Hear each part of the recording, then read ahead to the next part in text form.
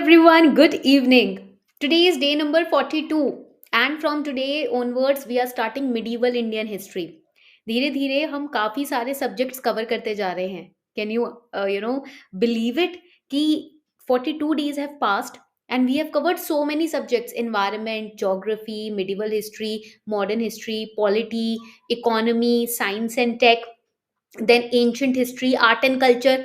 मतलब समझ लो मेरी फिंगर्स पे ही मैंने 6 सब्जेक्ट्स तो यहीं काउंट कर लिए. हमने 6 सब्जेक्ट्स कवर कर लिए भाई. और 42 days, approximately 420 questions, including current affairs. मैं वो कैसे भूल गई? करंट अफेयर्स भी तो इंक्लूडेड है. अभी लेटेस्ट करंट अफेयर्स पे भी we have solve so many PYQs and MCQs. I am really happy with the way we are studying, with the way we are completing the previous year questions. देखो, मुझे views से फर्क नहीं पड़ता. सबसे important बात है कि जो आप लोग डेली लाइव आ रहे हो ना क्लास में, मुझे इससे फर्क पड़ता है कि you guys are showing consistency on a daily level. You guys are showing discipline on a daily level. This is what basically is my appreciation. This is what basically empowers me to take these sessions daily at 7 p.m. आप देख रहे होगे, Monday से Sunday non stop में sessions लेती हूँ. From Monday to Sunday. कभी कभी कार्तिक सर भी हमारे क्लासेस में आते हैं, राइट? तो ये क्यों कर रहे हैं हम लोग? क्यों इतना ये डेडिकेशन कहाँ से आ रहा है कि एक दिन का भी ऑफ नहीं ले रहे हम लोग? Because of you guys. आप लोगों की वजह से आता है ये dedication. So I am really proud of each one of you. This is my duty to show how empowering you guys make me feel. So let's get started. शुरू करें. सबसे पहले मैं आपको बता दूं कि टॉपर्स कौन है. आज मैंने सुबह मॉर्निंग में लिंक दिया था ना क्वेश्चंस प्रैक्टिस करने का. How many of you have participated? तो देखो, हमारे स्क्रीन पे टॉपर्स भी हैं: ज्योति प्रकाश, के, मुस्कान, नव्या, प्रिया, रितांशी, साकिब, शाश्वत. तो these are the students who have increased their performance. ऐसा नहीं है कि इनके हमेशा फुल मार्क्स आए हैं टेस्ट में, बट इन लोगों के फुल मार्क्स अब आने लगे हैं. क्यों? क्योंकि कंसिस्टेंसी की वजह से. These are the students who are getting an edge when it comes to prelims. So I am very very proud of each one of you. Okay. And अगर आप में से किसी को भी अभी if you are new to the class, you don't know how to attempt these test, then simply log in to kalam.in. kalam.in पर log in करना है.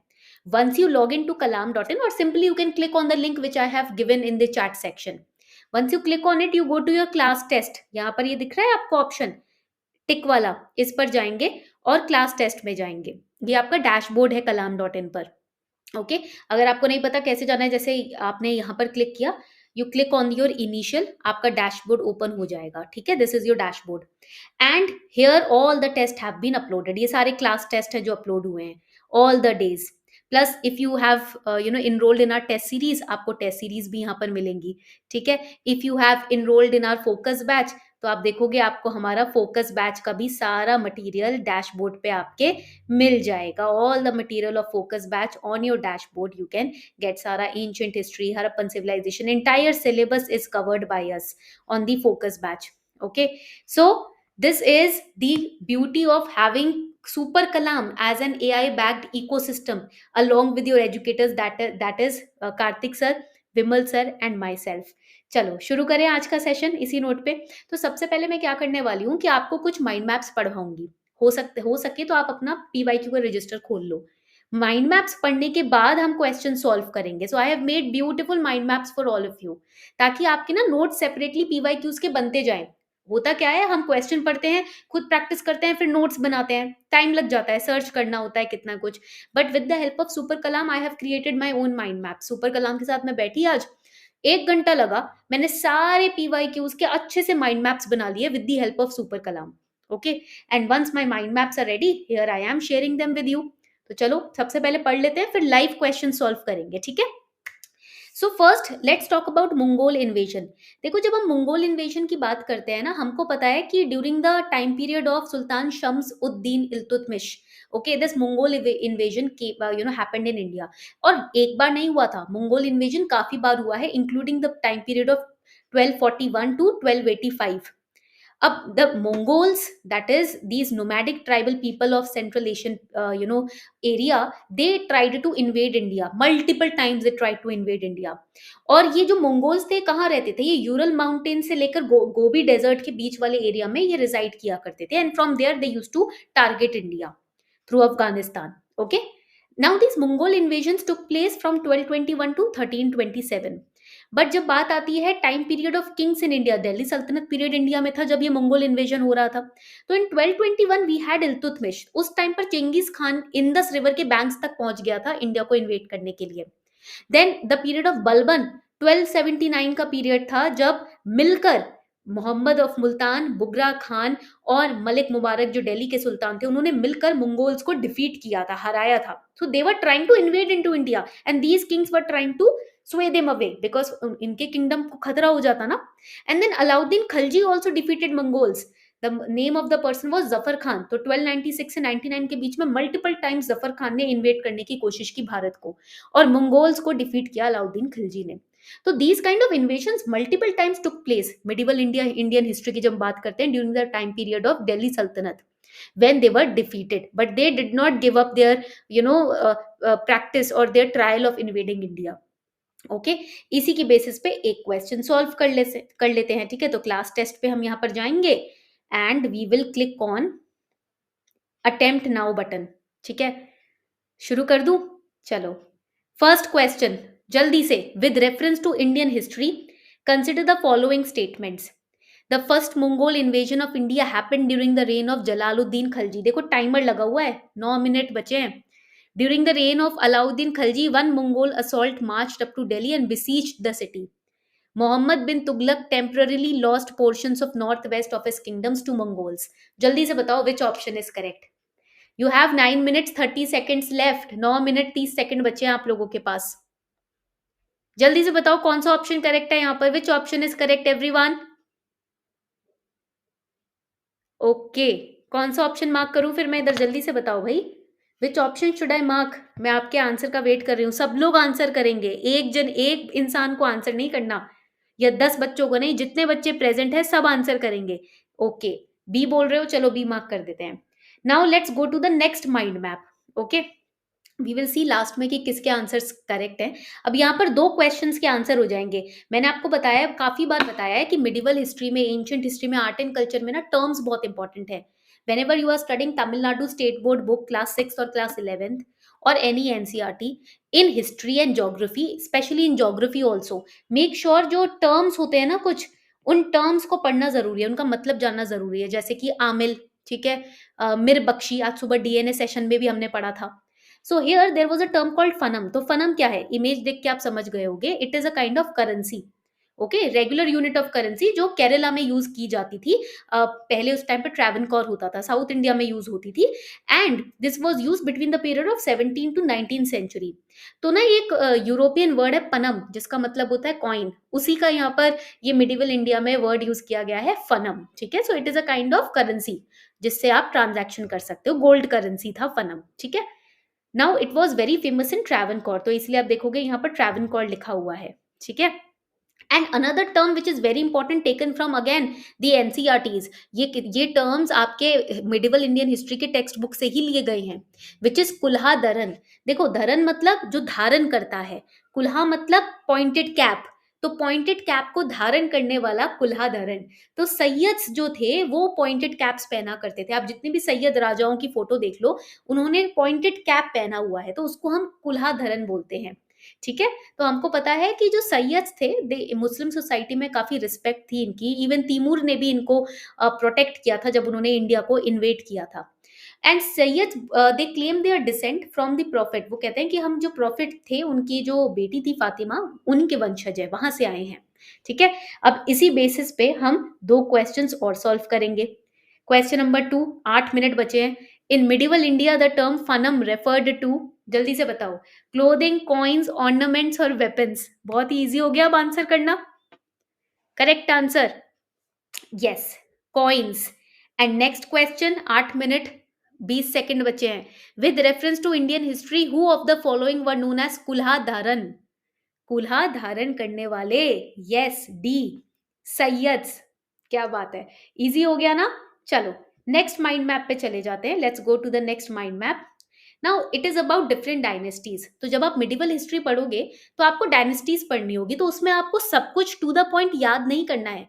What you have to remember and focus on is the dynasty in which time period and which place it existed, what was the capital. ये तीन चीजें लिख लो कहीं। Name of the dynasty, founder of the dynasty, in which time period it ruled, and in which location it was situated, and कहाँ पर situated थी, and capital क्या था इस डायनेस्टी का। तो कोई भी डायनेस्टी मिडिवल हिस्ट्री में या एंशियंट में या मॉडर्न में पढ़ते हो, कोई भी मॉडर्न के अंदर आप कंपनी वगैरह के बारे में पढ़ते हो, Dutch East India company, Portuguese company, तो these are the pointers that you need to remember. So Hoysala dynasty sorry, capital Belur था, ठीक है, कर्नाटका में, कर्नाटका रीजन में it existed between 10 to 14 century, but later on ना इसका कैपिटल चेंज हो गया to Halebidu. Okay, then Yadav dynasty की बात करें तो महाराष्ट्र में थी यादव डायनेस्टी। गढ़वाला डायनेस्टी की बात करें तो कन्नौज में है, पहले कन्नौज को कन्याकुब्ज बोला जाता था। काकटिया डायनेस्टी की बात करें तो काकटिया डायनेस्टी तो साउथ इंडियन डायनेस्टी है, और ये कहां पर है, तेलंगाना और प्रेजेंट डे आंध्र प्रदेश, कुछ पार्ट कर्नाटका और सर्दर्न ओडिशा में भी ये पाई जाती है। तो ये सारी जो डायनेस्टीज है, आप देखोगे कि ईयर बहुत इंपॉर्टेंट है। होयसला डायनेस्टी 10 to 14 सेंचुरी के बीच में रूल करती थी। गढ़वाला डायनेस्टी 11th सेंचुरी के बाद 12th century, early 12th century में स्टैब्लिश हुई थी। Yadava dynasty 9th to 14th century में स्टैब्लिश हुई। काकटिया डायनेस्टी 14th सेंचुरी, 12 से 14 सेंचुरी, तो this is after 10th century these dynasties got established. चलो इसी पॉइंट पे एक क्वेश्चन सॉल्व कर लेते हैं। Consider the following dynasties, Hoysala, Gahadavala, Kakatiya and Yadava. How many of the above dynasties established their kingdoms in the early 8th century AD? 7 minute 40 second का time बचा है, जल्दी से बताओ। You have only 7 minutes 30 seconds now. कौन सी कितनी डायनेस्टीज है इनमें से जो कि अर्ली 8th सेंचुरी में स्टैब्लिश हुई हैं? कोई भी नहीं है। सारी डायनेस्टीज 10th सेंचुरी के बाद ही तो स्टैब्लिश हुई है, तो नन हो जाएगा इसका आंसर, है ना। पॉइंट क्लियर हो रहा है यहाँ तक?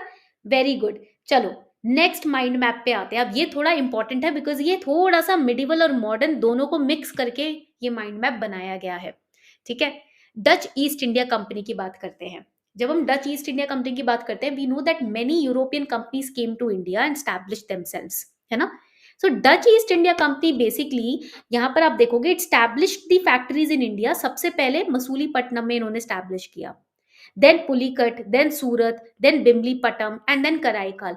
ये मेक श्योर करना कि आपके पास इंडिया का मैप होना चाहिए, ठीक है। इंडिया का मैप अगर आपके पास होगा तो उससे क्या होगा कि आप उसके अंदर मार्क करेंगे सारे यूरोपियन कंपनीज की पोर्ट्स एंड फैक्ट्रीज को, उसको बार बार मल्टीपल रिवीजन दीजिए। इससे क्या होगा कि कोई कभी भी कोई क्वेश्चन अगर लोकेशंस ऑफ फैक्ट्रीज पे पूछ लिया गया of East India company, you will be in a position to answer it. Okay, तो जब हम डच ईस्ट इंडिया कंपनी की बात करते हैं, उन्होंने जो अपनी फैक्ट्रीज थी वो ईस्ट कोस्ट में, yes they establish there factories, but किससे परमिशन ली थी? देखो जब हम बात करते हैं ना डच ईस्ट इंडिया कंपनी की, आपको ये पॉइंट याद रखना है कि when we talk about Dutch East India Company, yes they when they came to India they took permission, उन्होंने परमिशन लिया था। पोर्टुगीज के बाद डच ही तो थे जो यहाँ पर आए थे, है ना। बट होता क्या है कि क्वेश्चन में आपको दिया जाएगा कि उन्होंने गजपति रूलर से परमिशन ली थी, ठीक है। They took the permission from Gajapati rulers. Gajapati rulers की अगर हम बात करें तो उनका तो रूल 1541 के बाद डिक्लाइन हो गया था, तो how can they take permission from Gajapati rulers? मैं क्वेश्चन भी दिखा देती हूँ कहाँ पर ये क्वेश्चन पूछा गया है। ये देखो, with reference to Indian history consider the following. पहला स्टेटमेंट देखना, Dutch established their factories on the east coast on lands granted to them by Gajpati rulers. How is it possible? When Gajpati rulers का जो rule था medieval history में आप देखोगे 1541 के बाद डिक्लाइन हो गया था, है ना। पॉइंट क्लियर हो गया, तो इसीलिए पहला स्टेटमेंट हो जाएगा गलत। अब यहीं पर ही सेकंड स्टेटमेंट बोल रहा है that Alfonso de Albuquerque captured Goa from Bijapur Sultanat, तो that is correct. Adil Shahi ruler हुआ करते थे जिनसे इन्होंने विजयनगर एम्पायर की मदद से उनकी जमीनें हड़प ली थी। कहा जाता है अल्फोंसो दे एल्बरकर्क्यू जो थे वो रियल फाउंडर माने जाते हैं पोर्टुगीज पावर ऑफ इंडिया, मतलब पोर्टुगीज पावर इन इंडिया के। इंडिया में पोर्टुगीज को स्टैब्लिश करने के पीछे इन्हीं का नाम आता है सबसे ज्यादा, ठीक है। And then English East India company की अगर हम बात करें तो we know that English East India company establish their factories in Madras, कौन से ईयर में? 1639 में। उस जमीन पर जिसको लीज पे लिया गया विजयनगर एम्पायर के रिप्रेजेंटेटिव्स के द्वारा, जिनको नायक्स बोला करते थे। विजयनगर एम्पायर के रिप्रेजेंटेटिव्स चीफ्टन्स, उनके जो रिप्रेजेंटेटिव्स थे, जो उन्हें चीफ्टन्स कहा जाता था, दैट इज नायक्स।